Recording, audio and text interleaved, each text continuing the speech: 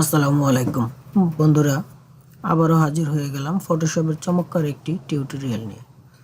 বন্ধুরা দেখতে পাচ্ছেন আমি আমার স্ক্রিনে পেপার ফোল্ডিংয়ের যে কাজটি সেই কাজটি ওপেন করে রেখেছি। দেখতে পাচ্ছেন আমি এখানে একটি টাকার মধ্যে মোড়ানো একটি ডিজাইন করে রেখেছি।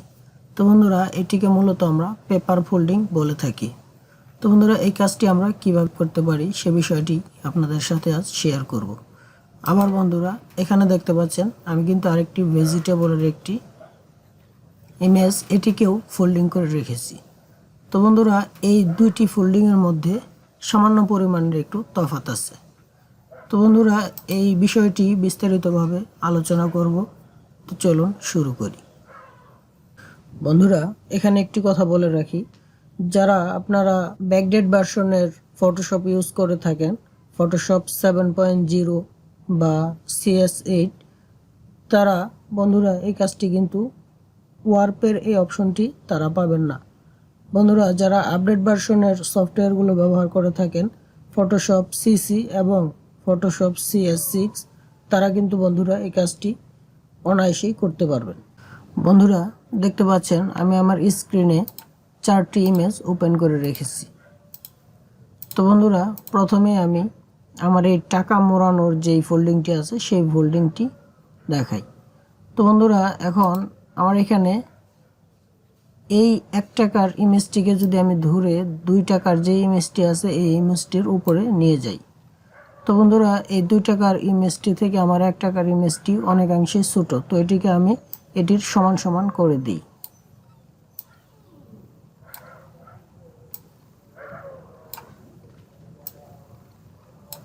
বন্ধুরা আমার এটি কিন্তু সমান হয়ে গেছে। তারপর এখান থেকে ওকে করে দিলাম।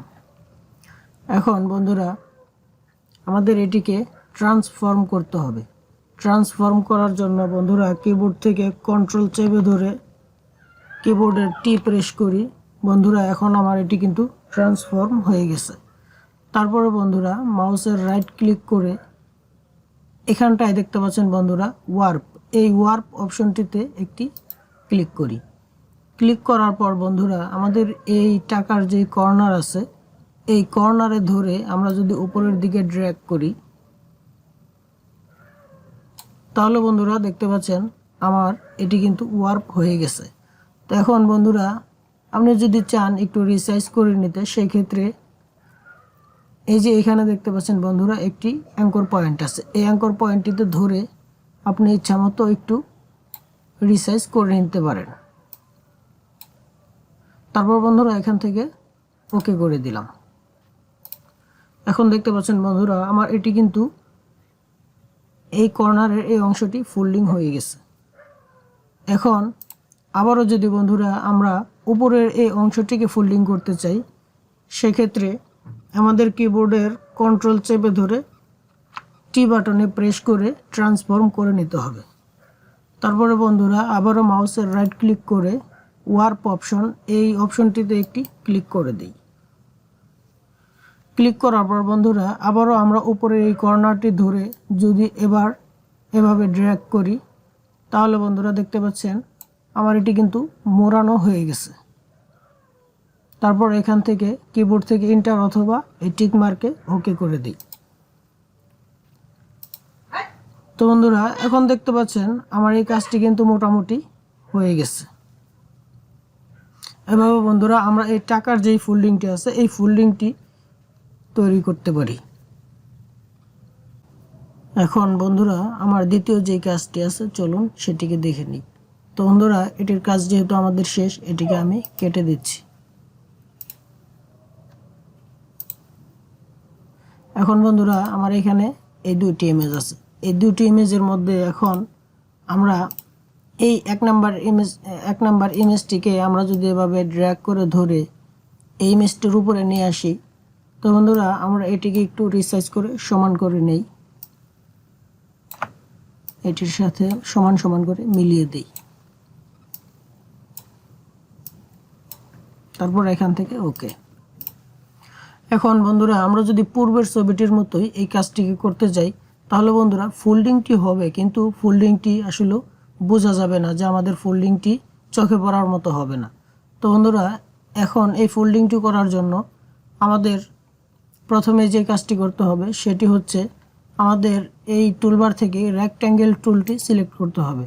রেক্ট্যাঙ্গেল টুল সিলেক্ট করার পর বন্ধুরা এখানে আমরা একটি রেক্ট্যাঙ্গেল টুল টানার পর বন্ধুরা আমাদের চলে যেতে হবে গ্রেডিয়েন্ট টুলে। এই গ্রেডিয়েন্ট টুলে ক্লিক করার পর উপরের অধীনে বন্ধুরা এই অপশনটি থেকে আমাদের ব্ল্যাক অ্যান্ড হোয়াইট এই অপশনটি সিলেক্ট করে দিতে হবে। তারপরে বন্ধুরা এখন আমার মাউসের পয়েন্টটি কিন্তু ক্রস দেখাচ্ছে। তো বন্ধুরা আমাদের উপরের যে লেয়ারটি আছে এই লেয়ারটি সিলেক্ট করে দিতে হবে। তারপরে বন্ধুরা আমরা যদি এখান থেকে ধরে এভাবে কর্নার বরাবর টানি তাহলে বন্ধুরা দেখতে পাচ্ছেন গ্রেডিয়েন্ট একটি কালার পড়েছে। এখন আমাদের কিবোর্ড থেকে এই গ্রেডিয়েন্টের ম্যাজিকটি উঠিয়ে দেওয়ার জন্য কন্ট্রোল ডি প্রেস করি। তারপরে বন্ধুরা এটিকে আগের মতোই কিবোর্ডের কন্ট্রোল চেপে ধরে টি বাটনে প্রেস করে ট্রান্সফর্ম করে নিই।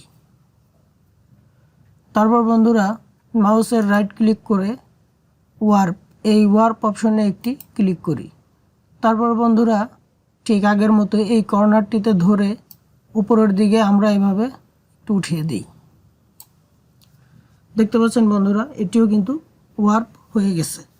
তারপরে আপনি চাইলে এই অ্যাঙ্কর পয়েন্ট ধরে রিসাইজ করে দিতে পারেন। তারপরে বন্ধুরা কিবোর্ড থেকে এন্টার অথবা এখানে টিক মার্কে একটি ক্লিক করে দিন। তারপরে বন্ধুরা এই মুভ টুলে ক্লিক করে আমরা এটিকে আরও একটু ন্যাচারাল যদি করতে চাই তাহলে এই ইমেজটিতে ক্লিক থাকা অবস্থায় আমরা চলে আসব এফএক্স। এই এফএক্সটিতে একটি ক্লিক করি।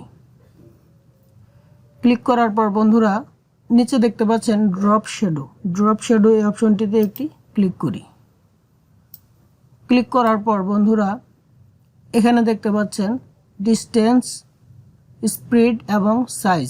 এই ডিস্টেন্সে আমরা একটু ডিস্টেন্স বাড়িয়ে দিই। দেখতে পাচ্ছেন বন্ধুরা এখানে কিন্তু একটু শ্যাডো পড়ছে, তো আমি একটু হালকাই রাখছি। তারপর এখান থেকে সাইজটিও একটু কমিয়ে বাড়িয়ে দিতে পারি।